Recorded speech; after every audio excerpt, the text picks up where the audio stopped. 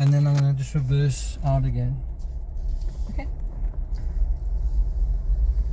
Oh, hey, pup. It's actually amazing that they haven't even changed the color of it. Okay, I'm going to reverse.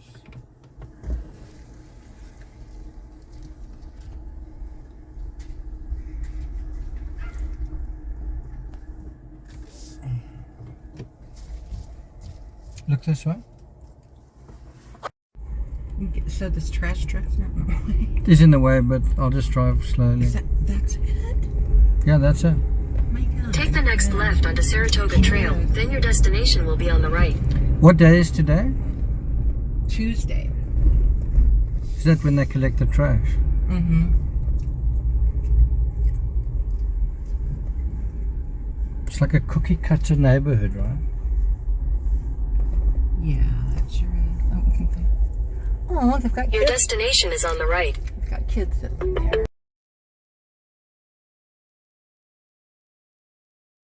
I got nightmares in my head, I fear thoughts build up until I can't hear. My mind fills up into a creature, and it haunts me somewhere much deeper. I got nightmares in my head, I fear the thoughts build up until I can't hear. That my mind fills up into a creature, and it haunts me somewhere much deeper. Hello and welcome to True Crime Rocket Science, the most authentic voice in true crime. I feel strongly that the best thing for the house on 1122 King Road isn't to demolish it. Who's with me? The main reason is if the house is destroyed, well, doesn't that flatter the legacy of the killer? Isn't that what the killer wanted? To destroy something in Moscow, to kind of leave a tear in the fabric of the student community. And so if the house is destroyed, it means he succeeded. He succeeded in trying to destroy lives. It is taking the destruction that he started and extending it. You know, he's blown out a candle of life, and now we are blowing out another kind of candle, you know, this all the life that can go on in this, you know, structure, but we're doing it permanently in this corner of Moscow, Idaho. Isn't there a better solution? I totally get that the house as it is acts as a macabre tourist attraction. I'm not saying just leave it as it is and pretend that nothing happened. And I do have a solution. Before we get to that, if you haven't subscribed to the channel, please do. Like, share, leave a comment. You can also hit the thanks button, and let's get started. Now, in April and May of this year, I traveled across America, but I also visited 3 houses that were once the epicenters of high-profile cases. 4, if you count Chad Daybell's home on the outskirts of Rexburg, Idaho. So I was in Colorado, I was in Idaho, I was also in South Carolina. The Murdoch property is in Moselle, South Carolina. And so what we are talking about is, you know, the houses that made the strongest impression on me certainly were both in Colorado. You could stand sort of right in front of them.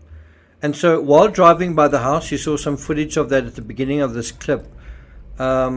Bear in mind, I've written about a dozen books on the Watts case, so I know the house inside out.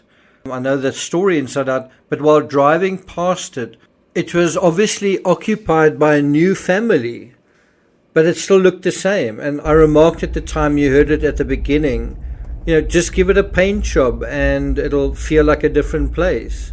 Well, voila, a few weeks later, that's exactly what they did. And you can see for yourself, it looks different and it feels different. It's no longer the Watts home.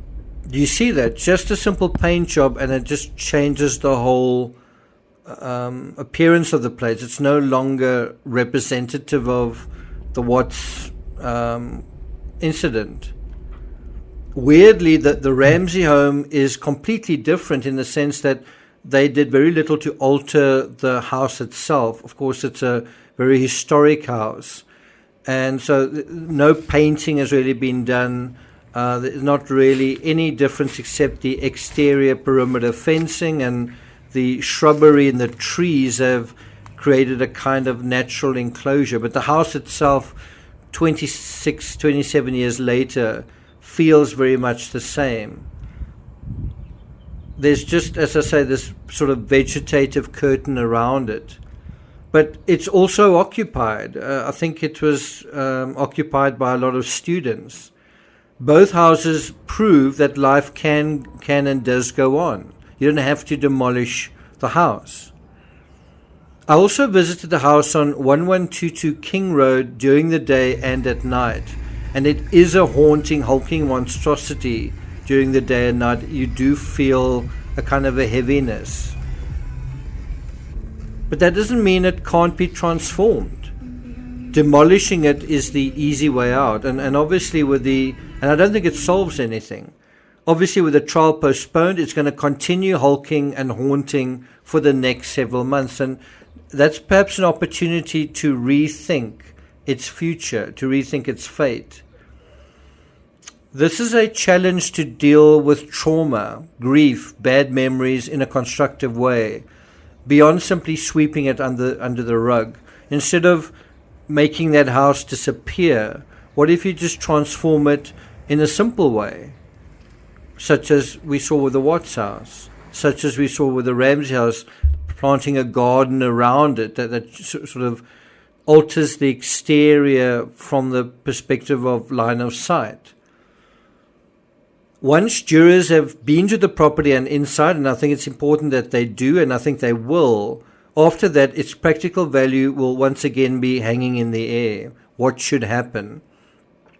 Now, besides coats of paint, I think they shouldn't demolish the house, and I think they should think about, obviously if you don't demolish the house, then I think you've got to think about things like security. I think it needs good external lighting compared to the lighting it did have. Perhaps one-way glass so that it's not like an aquarium. Security cameras. And in other words, find out how to occupy a structure like this in a secure way and learn the lesson. Learn the lesson from the past. And then in terms of what goes on inside the building, well, that can be left to farther time.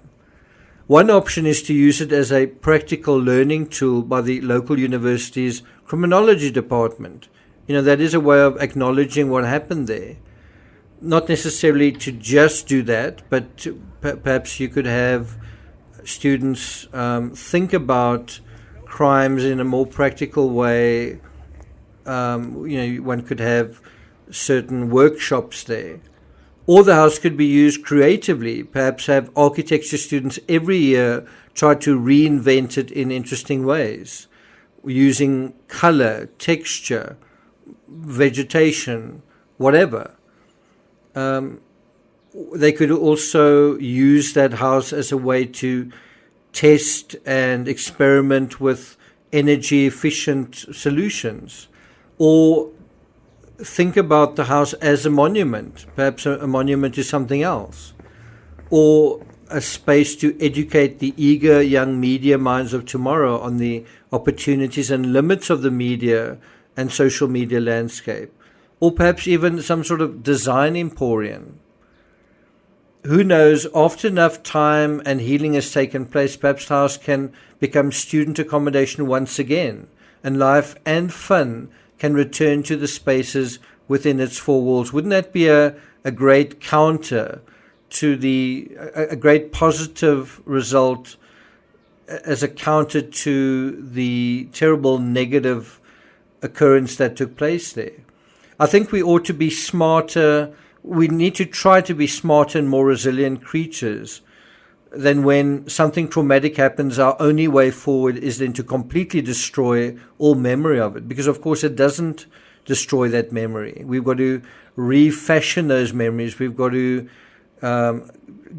develop a catharsis that is to some extent related to a kind of alchemy, where like it's that idea of turning a fall into a dive, turning this experience into something that's positively transformative. So, forgetting may be a quick solution. As I said, I don't think it works.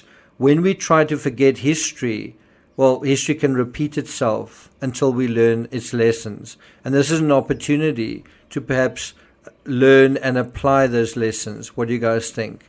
So what is your opinion? Do you think just painting it is going to be enough? Do you think it needs to be painted and perhaps some of the facades transformed? What about painting and vegetation?